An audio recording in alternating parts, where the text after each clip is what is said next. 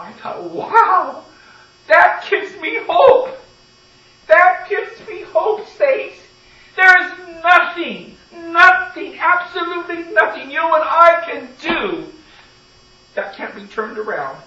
And I know there are things in all of we can probably think of things all of our life where we say, oh, I don't know. I know a few months ago, that's why some of the things I share, I said, there are things in my life I'm not happy about. But it makes me appreciate grace all the much more. All grace. That's what it's about. And as I read that story, I thought, wow. You know, hey, God is kind of like Ruth Graham. You know, no matter how low you can go, no matter how profoundly you may fall, no matter how awful the things we do, God's always ready to welcome us back home. Always. And boy, out of that gratitude, when God welcomes us back home, don't we want to do everything right now? You know, right? Not right now, right? We want to show God that we appreciate the grace that's been given, and we want to be the perfect Christian. Most of us start there when we come back into faith. We want to do everything that we know that's what we see is right to do. And it won't be long after that all of a sudden we have a big trip up on our own humanity. And we look at ourselves and think, I'm a bigot. Or, I don't want to be seen as that. We fall off of our horse. And you know, we're in such a world of perfection. Timing everything down to the nth degree so that it's perfect. You know, CDs have taken a lot away from a live performance. Because they tweak them down to there's no mistake. And I don't care if you're the best person that you love. A string that's a little bit out of tune, or a note that's a little bit flat that has to come up, is what makes a live performance, isn't it? And you know, the truth is that most of us were not taught as children, or maybe in our faith, that falling short or having a failure is as great as the success. How many of us, if we decided to go skiing and never fell down, would know how to ski? How many of you, as kids, did the ice skating thing on the river or the lake? Now they're too scared, but we used to do that. Yep. You just stayed away from where it cracked and where it was thin, you know. And the first thing you do when you get out on that wobbly ice, I mean, if you're on a lake, it's not going to be completely smooth. Nope. Not like a rink, you know. And so you got some bumps and curves to come around, or if you were pulled with the sled, a few of us got more than one little cut from the front part of those skates, I'm sure. And what's the first thing that happens? Down we go. And then we got to get back up on that slippery ice. But if we did not know how to do that, would we be able to skate? No. You see, in the falling short is where we sometimes come to the understanding of what the truth is. And the reason I jumped in there is like understanding the grace that Ruth had for Jim Baker was a deeper grace. Because he fell hard.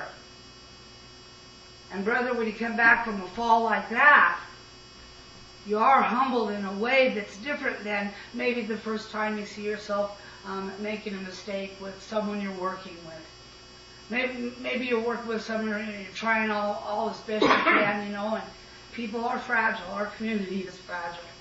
And some of us, I know, have been working with people and they ended up committed suicide. That's tough when you're being their mentor. And we have a tendency at times to question what we might have done differently. You know, that unfinished ending where it happens lousy and we wonder, was there something else we could have said? Or in hindsight we think, oh, I should have picked up on that cue. Statistically, you may know that if someone makes their mind up to do that, usually nobody knows. But it still doesn't take that edge off of feeling like, could we have done more? You know, there's a part of that sensitizes us to a greater learning and a greater development in our faith.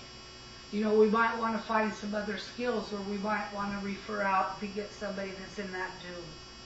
You know, being a armchair counselor is not always the best place to go when you're delving in the depths of people's lives.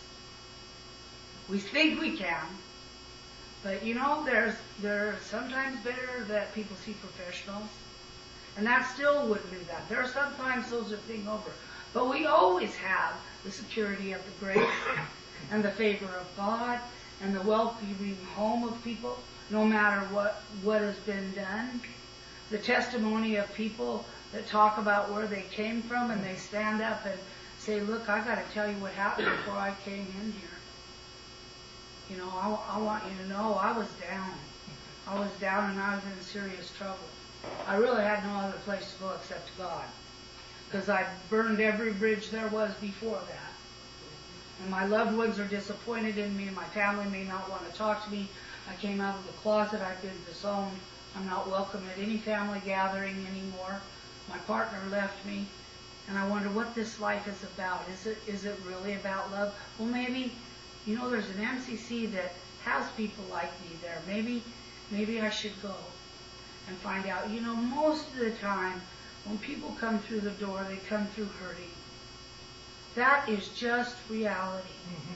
They come through because something's happened in their life that's given them a great challenge in their faith.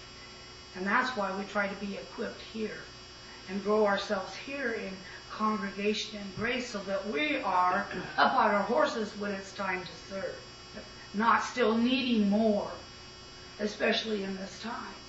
In this time, it doesn't mean that we won't need those in the desert. But the truth of the matter is, falling down is just as much as important as it is when you get back up. Because there is a deeper understanding of that grace and that mercy that makes Ricky to cry.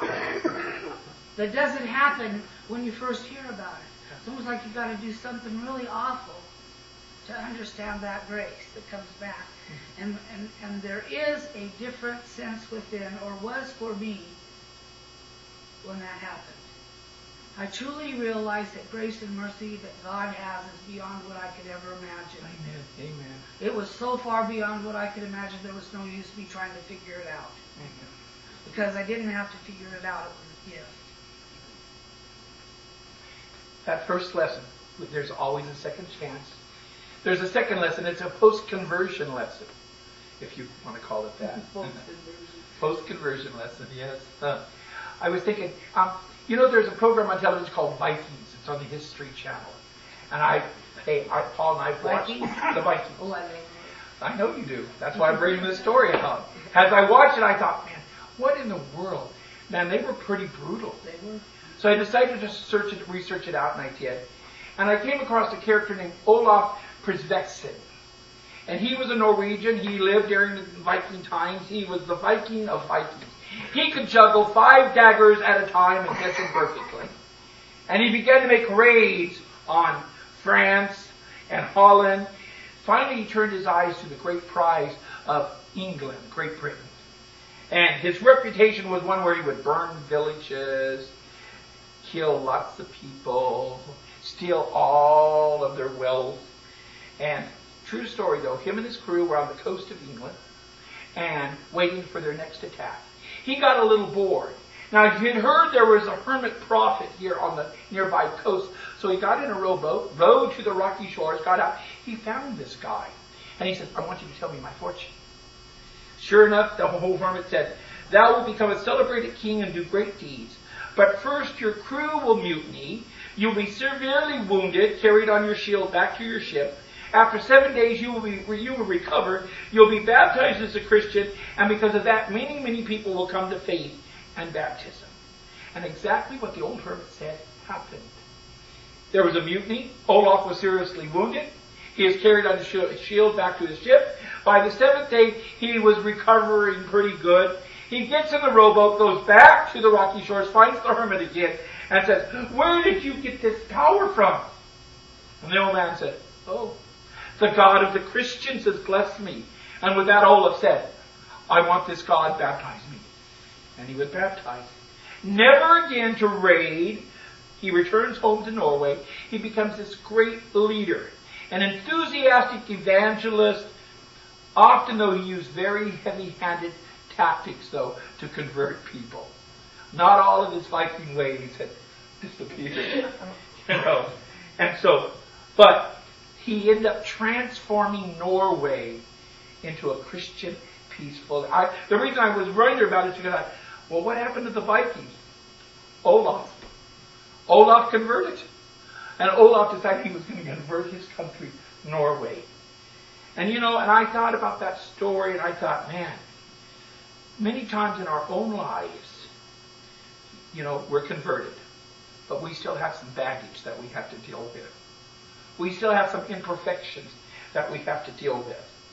And I see that with the Apostle Paul.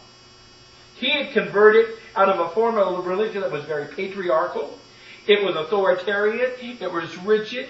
It was an extremist. And even after he'd been transformed, Paul still had, some of those things he had to deal with. In fact, there are many times, I read in the New Testament, I go, man, the Apostle Paul, what a jerk.